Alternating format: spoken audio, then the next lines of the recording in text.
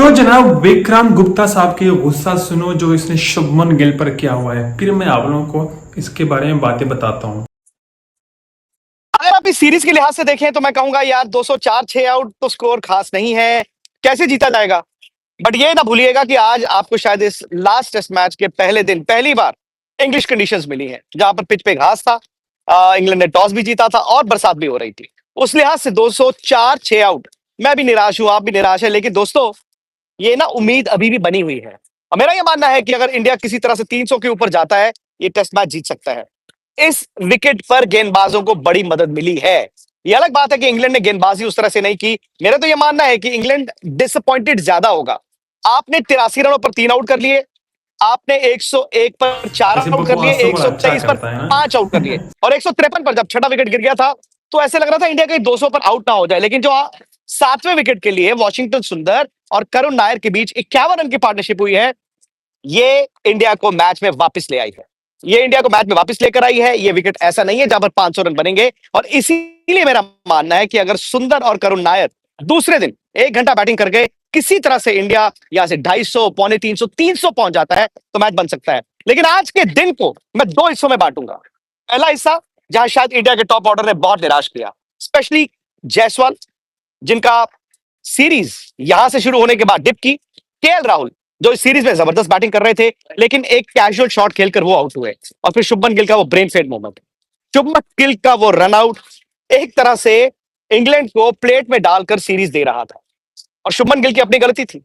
कोई तुक नहीं बनता कि आप एक ऐसे टेस्ट मैच में जहां आपको मालूम है एक एक रन की कीमत है और आपको लंबा खेलना है, और आप तो शुभमन गिल हैं, और रन चुराने के लिए आप रन आउट हो गए। और मैं उसे ब्रेन फेड इसलिए कहता हूं क्योंकि उन्हें गेंद खेला है जैसे T20 में या वनडे में होता ना, यहाँ पे गेंद रखा रन चुराने के लिए और भाग गए। साई सुदर्शन जो नॉन स्ट्राइकर एंड पे थे, उनका एक बड़ा नेचुरल रिएक्शन था, भाई है, लेकिन उसके साथ ही उन्होंने हाथ खड़ा कर दिया कि नहीं नहीं नहीं, रन नहीं है। लेकिन शुभमन गिल इतना आगे जाते वापस नहीं आ पाए। उसके पास एटकिंसन के हाथ में गेंद था और उनकी लड़ाई शुभमन गिल से नहीं थी, वो 3 विकेटों से थी। डंडे पे उन्होंने बॉल मारा, रन आउट हो गया। और जब कप्तान इस तरह का उसका डिसमिसल हो, इस तरह वो रन आउट हो, तो जाहिर तौर पर यार आपके ना हौसले गिर जाते हैं। और ड्रेसिंग रूम में उस वक्त तक आई एम श्योर इंडिया मायूस होगा। लेकिन आज के दिन ना जो बरसात होती रही, वो शायद इंग्लैंड को टेम्प्ट तो करती रही, लेकिन इंग्लैंड ने गेंदबाजी वैसी नहीं की। स्पेशली अगर आप पहला सेशन देखें जहां पर ऐसा लग रहा था कि भाई अब विकेट आएगा, अब विकेट आएगा, क्योंकि कंडीशन बहुत ज्यादा कंड्यूसिव थी। लेकिन वहां पर इंग्लैंड ने नए गेंद को जाया किया है। जाया इसलिए किया क्योंकि वो दोनों तरफ गेंद करते तो रहे। जनाब अब थोड़ी सी ना मेरी बात भी सुनो। सीन कुछ यूं है कि इंडिया और इंग्लैंड का 5वां टेस्ट मैच आज उसका पहला दिन था, मतलब आज पहले दिन शुरू हो गया था। और जहां पर इंडिया की बैटिंग आई और इंडिया की बैटिंग कर गया कोलैप्स, पूरी तौर पर नाकाम हो गया। वो तो बाद में थोड़ा बहुत पार्टनरशिप बन गया, टेलेंडर ने बना लिया, करुण नायर ने, और शायद पता नहीं क्या क्या इसके नाम है, उन्होंने थोड़ा पार्टनरशिप बना लिया तो थोड़ा सा इंडिया की इज्जत बची, इंडिया की इज्जत बनी। वरना स्टार्ट से जिस तरह इनका बैटिंग लाइनअप, जिस तरह जायसवाल आउट हो गया, शुभमन गिल जिस तरह रन आउट हो गया, पूरा ये बंदा गुस्सा इसी पर ही कर रहा है।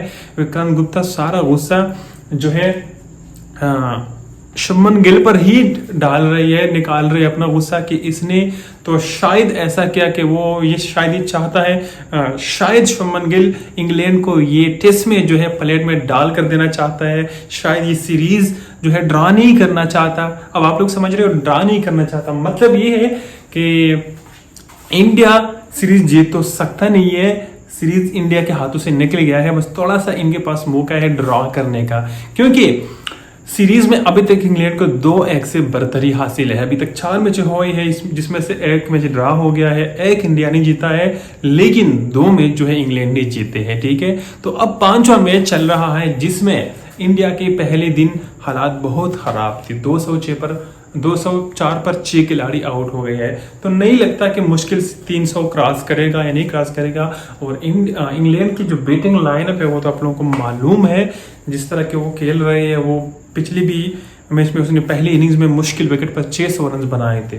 तो समझने वाली बात यह है कि इंडिया तो गया।